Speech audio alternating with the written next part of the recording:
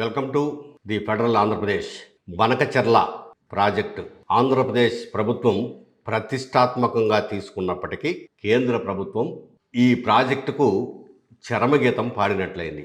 ఎందుకు ఆ మాట చెప్పాల్సి వస్తుందంటే, ఇటీవల కాలంలో తెలంగాణ ప్రభుత్వం బనకచెర్ల ప్రాజెక్టును పూర్తిగా వ్యతిరేకించటం, ఆంధ్రప్రదేశ్ ప్రభుత్వం తరపున ముఖ్యమంత్రి చంద్రబాబు నాయుడు రాజీ ధోరణిలో, బ్రతిమిలాడుకునే ధోరణిలో అడుగులు వేయడం మనం అందరం చూసాం. దీనిని ఆంధ్రప్రదేశ్లో ఉన్నటువంటి అన్ని రాజకీయ పార్టీలు, అట్లాగనే మిగిలిన యాక్టివిస్టులు అందరూ చంద్రబాబు నాయుడు ధోరణిని తప్పుపట్టారు. ఏమి ఇంత బ్రతిమిలాడుకునే ధోరణి ఎందుకుండాలా? కృష్ణా గోదావరి జలాలను వినియోగించుకునే హక్కు ఆంధ్రప్రదేశ్కు లేదా?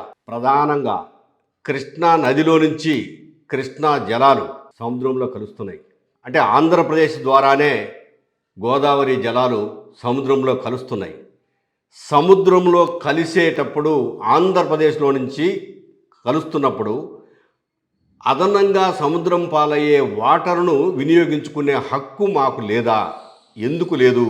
ఈ విషయంలో తెలంగాణ ప్రభుత్వాన్ని కానీ, కాంగ్రెస్ నాయకుల్ని కానీ, అక్కడున్న ముఖ్యమంత్రిని కానీ, పైగా చంద్రబాబుకు సన్నిహితుడైనటువంటి రేవంత్ రెడ్డిని ఎందుకు కట్టడి చేయలేకపోయాడు, మాట్లాడలేకపోయాడు?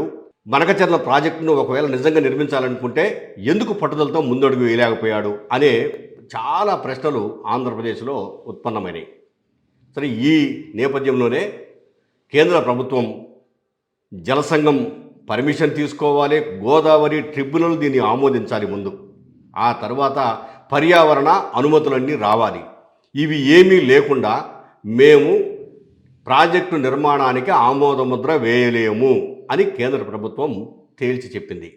దీంతో ఆంధ్రప్రదేశ్ ప్రభుత్వానికి లేదా ముఖ్యమంత్రి చంద్రబాబు నాయుడుకు ఏమి చేయాలనో దిక్కుతోసగా మాట కూడా మాట్లాడలేదు. ఈ అంశం మీద మిన్నకుండిపోయారు.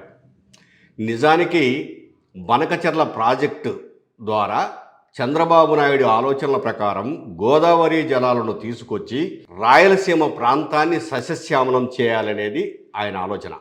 ఈ ప్రాజెక్టు కోసం సుమారు 82,000 కోట్లు ఖర్చు చేస్తుంది. అయితే ఇది శాశ్వతమైన ప్రాజెక్టా అని చెప్పేశారంటే లేదు, కేవలము ఎత్తిపోతల పథకం. ఎత్తిపోతల పథకానికి ఇన్ని వేల కోట్లు అవసరమా? పైగా ఇప్పుడు 82,000 కోట్లు సుమారుగా. ఈ ప్రాజెక్టు పూర్తి అయ్యేసరికి 1,50,000 కోట్లు అవుద్దని చెప్పేసి నిపుణులు అంచనా వేస్తున్నారు. అంటే 1,50,000 కోట్లు పెట్టి ఈ ప్రాజెక్టును కేవలము ఒక ఎత్తిపోతల పథకాన్ని కట్టడం ఎంతవరకు సమంజసము, ఏమి అవసరము, దాన్ని అసలు ఎందుకు ఈ ప్రాజెక్టును చేపట్టాడు చంద్రబాబు నాయుడు అనేది ఓ పెద్ద చర్చగా మారింది. అయితే ఇందులో మనం గతాన్ని గురించి కూడా ఒక్క మాట తెలుసుకోవాలి. బనకచెర్ల ప్రాజెక్టు అనేది ఆంధ్రప్రదేశ్ రాష్ట్రానికి వైఎస్ఆర్సీపీ ప్రభుత్వం ఉన్నప్పుడు, వైఎస్ జగన్మోహన్ రెడ్డి ముఖ్యమంత్రిగా ఉన్నప్పుడు, తెలంగాణలో కేసీఆర్ ముఖ్యమంత్రిగా ఉన్నప్పుడు ఇద్దరు కలిసి ఆలోచించి రూపొందించినటువంటి ప్రాజెక్టు.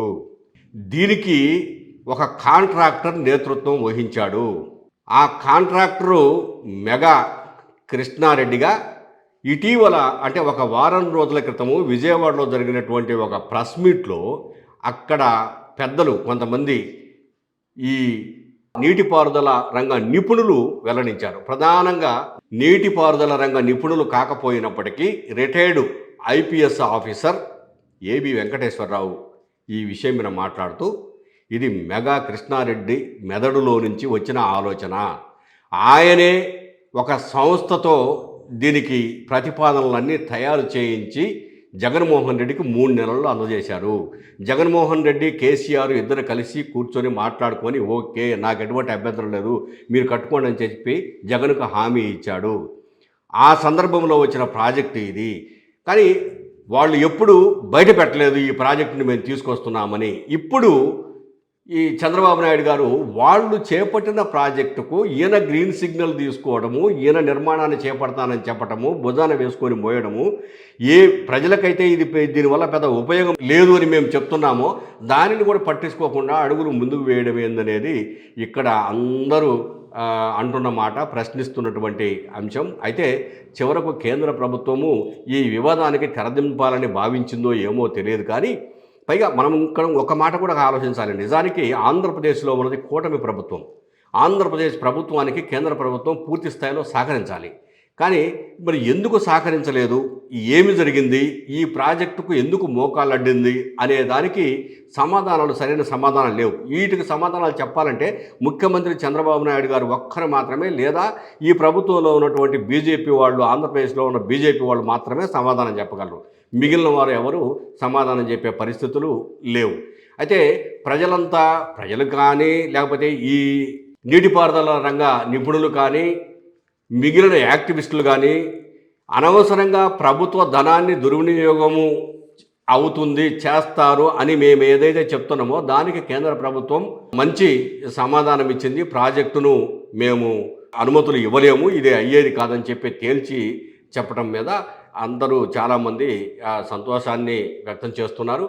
సరే, చూద్దాం భవిష్యత్తులో మరి చంద్రబాబు నాయుడు నిజంగా పట్టుబట్టి మళ్ళీ తిరిగి ఈ ప్రాజెక్టును తీసుకొస్తాడా, లేకపోతే ఇంతటితో వదిలేసేసి ఏ రాయలసీమకైతే నీళ్లు కావాలని చెప్పేసి అని అంటున్నారో ఆ రాయలసీమలో ప్రస్తుతం ఉన్న ప్రాజెక్టులను సంపూర్ణంగా నిర్మించి, కాలువలు నిర్మించి రైతులకు ఎక్కడికైతే నీళ్ళు అందాలనో ఆ రైతులకు నీళ్ళు అందే కార్యక్రమాన్ని ఇప్పటికైనా చేపడతారా లేదా అనే ఒక పెద్ద చర్చ తెరపైకి వచ్చింది. ఇప్పుడు శ్రీశైలం ప్రాజెక్ట్ నిండింది. మంగళవారం రోజు అక్కడి నుంచి గేట్లు ఎత్తేస్తున్నారు. రేపు ఎల్లుండి 2-3 రోజులలో ఇక్కడ బ్యారేజీలకు, విజయవాడ బ్యారేజీకి నీళ్ళు వచ్చేస్తాయి, మళ్ళీ సముద్రంలో కలిసే పరిస్థితులు వస్తాయి.